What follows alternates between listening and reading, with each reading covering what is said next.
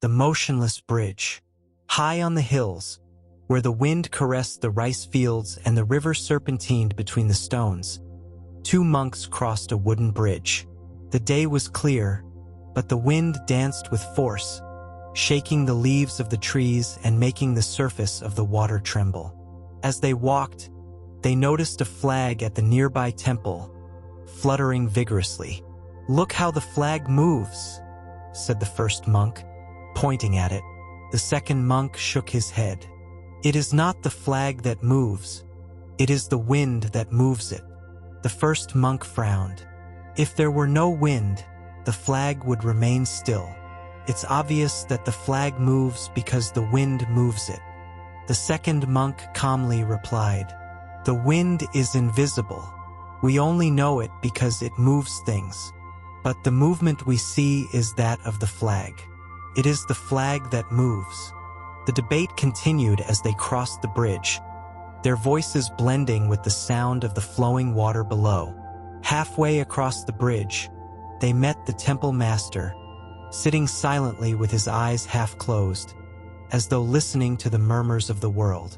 Noticing the discussion, the monks bowed and presented their dilemma. The master opened his eyes and smiled slightly. "It is not the flag that moves. It is not the wind that moves." The monks looked at each other, confused. "Then what is it that moves, master?" asked the first monk. The master extended his hand toward the water under the bridge. "It is your mind that moves." The monks fell silent. The wind continued to blow, the flag kept fluttering, and the water flowed endlessly. But something inside them stopped. The first monk frowned. "Master, how can it be our mind that moves? We are simply observing what happens." The second monk nodded. "The wind and the flag exist outside of us. We do not invent them. So, how can you say it is our mind that moves?" The master did not respond immediately. Instead, he closed his eyes and took a deep breath, as if feeling the rhythm of the world. Then, he pointed to the water flowing under the bridge. "Tell me, does the water move?" The monks looked at the river. The currents slid between the rocks, forming whirlpools and waves that shimmered under the sunlight. "Yes, the water flows endlessly," said the first monk. The master smiled. "Now, if you observe from the bridge, the water appears to move. But if you go down and stand by a rock in the river, you might feel that it is the bridge that is moving away." The monks remained silent, reflecting. "The world changes constantly," the master continued. "But what truly moves is not the wind, nor the flag, nor even the water. It is your perception that oscillates between what you believe to see and what is." The second monk looked again at the fluttering flag in the distance. "Then, if the mind is still, does the world stop moving?" The master closed his eyes again and answered serenely. "If the mind is still, it does not matter whether the world moves or not." The wind blew more strongly, but the monks no longer argued. Something within them began to understand. The first monk kept watching the flag, but no longer with the desire to prove his point. Something in the master's words had planted a different doubt in him.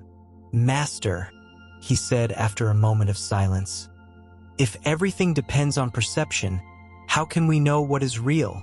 The master looked at the reflection of the clouds in the river's water. "If you throw a stone into the water, the ripples will distort the reflection of the sky. But does that change the clouds?" The second monk answered quickly. "No, the clouds are still there. Only the reflection is altered." The master nodded. "Such is the mind. If it is agitated, the world seems unstable. If it is still, everything is seen clearly. But neither the world changes because of your perceptions, nor does the truth hide behind your opinions." The first monk lowered his gaze, thoughtful. "Then our words, our discussion, were only ripples on the water." The master smiled gently. Just as the wind blows and the water flows, the mind also moves. But when the mind is still, everything is perceived as it is, without the need for explanations. The monks felt that something within them began to calm, like the surface of a lake after the wind passes. The bridge beneath their feet remained firm. The water kept flowing. The flag kept fluttering in the distance. But it no longer mattered what was moving. The monks stood on the bridge, letting the master's words resonate inside them. The wind kept blowing, but they no longer perceived it as a dilemma to solve, but as a presence that simply was. The first monk sighed and looked at the master with humility. "Master, if the mind moves like the wind and the water, how can we make it remain still?" The master walked a few steps on the bridge and placed his hand on the wooden railing. "Try to stop the water with your hands," he said. The monks looked down at the river. They knew that if they tried to hold the water between their fingers, it would slip away effortlessly. The second monk understood first. "If we try to stop the mind, we only agitate it more." The master nodded. "Stillness cannot be forced. Just as the water finds its way without resistance, the mind finds calm when we stop clinging to our ideas, our disputes, our need to be right." The first monk looked at the horizon, where the flag still fluttered softly. Something inside him began to loosen his attachment to the initial question. The second monk, with a slight smile, closed his eyes and let the wind pass over his face without analyzing it. The master watched them in silence. They had stopped debating, not because they had found the answer, but because they no longer needed it. The bridge remained motionless, but something subtle had changed in the hearts of the monks. They no longer sought truth in words, but in the experience itself. The wind continued its way between the trees, the leaves swayed, and the flag fluttered, but the monks did not feel the need to talk about it. The master looked at them with tenderness. Sometimes the greatest questions dissolve when we stop clinging to the answers. The first monk bowed his head, accepting the teaching. "Master, then is it not necessary to understand?" The master laughed softly. "Does the river ask where it is going? Does the wind ask why it blows?" The second monk opened his eyes and smiled. "It simply flows." The master nodded. When we let go of the need to explain everything, we can experience the truth directly. Not with the mind that analyzes, but with the mind that feels. The first monk let out a long sigh, as if with it, his doubts disappeared. For the first time in a long while, he was no longer trying to understand. He was simply there, on the bridge, feeling the wind on his skin, listening to the murmur of the water, watching the flag dance without needing to give it meaning. And in that instant, his mind stopped moving. The sun advanced in the sky, casting elongated shadows over the bridge. The monks remained silent, immersed in a stillness that had once seemed unattainable to them. The master, with his eyes half closed, broke the silence with an unexpected question. "Tell me, now that you have stopped debating, what is moving?" The first monk looked at the flag, the wind, and the water, but did not answer immediately. The second monk closed his eyes for a moment, letting the question settle within him. Then he smiled. "Nothing moves, and everything moves." The master tilted his head slightly, pleased.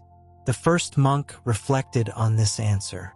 The flag waved, the wind blew, the water flowed, but he no longer felt the need to separate one from the other. "The bridge is still," he said finally, "but we cross it. The water flows, but it remains the same river. The wind moves, but it never leaves." The master looked at them with tenderness. Such is the nature of all things. There is no beginning or end in movement, only the illusion that something starts and something ends. The wind blew softly between them, as if carrying away the weight of their old doubts. The bridge remained firm beneath their feet, but the monks felt they had crossed much more than a mere step over the water. Something inside them had shifted, not with the wind, but with the silent understanding that was being born within them. The master observed them with the same calmness as always and pointed to the horizon. The mind that seeks to stop the wind is like the hand trying to catch the water. The more it clings, the more it slips away. The monks nodded. The second monk, with a calm gaze, said, "If we stop clinging to our ideas and thoughts, the mind becomes as still as this bridge." The master smiled. "And yet, this bridge is not still." The monks looked at each other, intrigued. The master gently tapped the wood with his staff.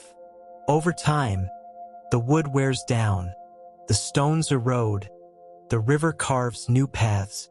Nothing stays the same, even though it may seem still to our eyes. The first monk squinted, reflecting. Then, the bridge also moves, just very slowly. The master nodded. Just like the mind, even in stillness it keeps flowing. But when we understand this, its movement no longer disturbs us. The wind blew once more, but this time, the monks didn't wonder what was really moving. They simply let it be. The sun began to set, painting the sky with golden and orange hues. The bridge was still there, the river continued its course, and the flag in the distance waved with the same gentleness as always. The monks felt a peace that didn't depend on answers or explanations. It was the peace of accepting the moment as it was. The master spoke again, his voice like a whisper in the wind. "A bridge is not just wood and stone. It is the space between two banks, the emptiness that allows crossing." The monks nodded, sensing that those words were not just about the physical bridge. "Such is the mind when it is calm," continued the master. "It doesn't cling to one side or the other. It doesn't linger on the past or the future. It is simply the space that allows clarity to be seen." The first monk looked at the water flowing beneath his feet. Then, the mind doesn't need to cling to anything, not even stillness. The master smiled. "That's right. True stillness is not the absence of movement, but the absence of attachment to movement." The wind blew once more, and the monks felt it, not as something that disturbed their calm, but as part of it. The sun touched the horizon, and the shadows of the bridge stretched over the river. The monks remained standing, feeling the wind, listening to the water, watching the flag wave without the need to judge its movement. The first monk, with a serene expression, looked at the master. "If there is nothing to cling to, then everything is free to move or remain still." The master nodded. "Like the wind, like the water, like the mind when we don't trap it in thoughts." The second monk sighed with a slight smile. "Then it doesn't matter if the flag moves or if it is the wind moving it. In the end, it only matters that we are here, perceiving it." The master closed his eyes and softly said, "And even that is just a moment, like a leaf falling and carried by the current." The first monk looked at the wood of the bridge beneath his feet, feeling it firm, but now knowing that someday it would fade as well. "Nothing remains. Nothing needs to remain," the master corrected tenderly. The monks inhaled the fresh air of the evening. Their minds no longer debated, no longer sought an absolute truth. They were simply there in perfect harmony with the world as it was. The wind blew one last time over the bridge, but this time none of them felt the need to say anything about it. The day slowly faded, the sky turning shades of red and purple. The monks, in silence, sat on the stones of the bridge, watching the river flow calmly, without hurry. The master, observing the two, said gently, "Just as the water flows without stopping, so should the mind flow. Not in search, nor in judgment, but in the stillness that arises from understanding that everything is transitory.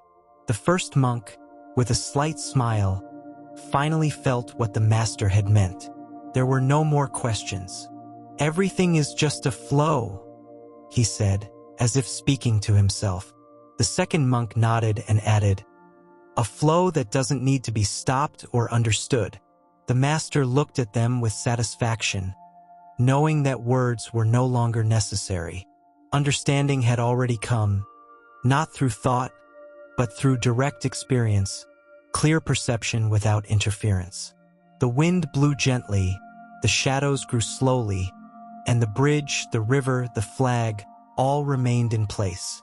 But in their hearts, the monks already knew that everything was in motion, and that nothing truly needed to move to be perfect. With one last look at the horizon, the master stood, guiding them back to the temple. The bridge, immobile, was no longer just a crossing of wood. It was a symbol, eternal and unchanging, of the flow of life itself.